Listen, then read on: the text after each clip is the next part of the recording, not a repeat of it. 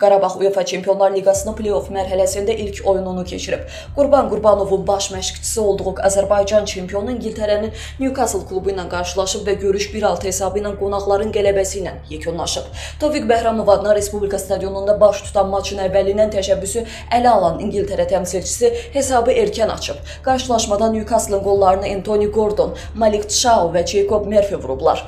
4 qolla fərqlənən Gordon oyunun ən diqqət çəkən simasına çevrilib. Ağdam təmsilçisi isə ikinci hissədə toparlanaraq hücumlarını fəallaşdırıb. Komandanın yeganə qolu 55-ci dəqiqədə Elvin Cəfərquliyevin dəqiq zərbəsi ilə qeydə alınıb. Bu qol tribunadakı azərkeşlərə ümid versə də, qonaqlar oyunun sonraki dəqiqələrində üstünlüyünü qoruyub. Baş məşqçi Qurban Qurbanov maçdan sonra keçirilən mətbuat konfransında rəqibin yüksək səviyyəli oyun nümayiş etdirdiyini qeyd edib. Cavab görüşünə qədər səhvlər üzərində işləyəcəklərini bildirib. Qeyd edək ki, play-off mərhələsinin cavab qarşılaşması fevralın 24-dən 25-nə keçən gecə Bakı vaxtı ilə saat 00:00-da İngiltərədə keçiriləcək.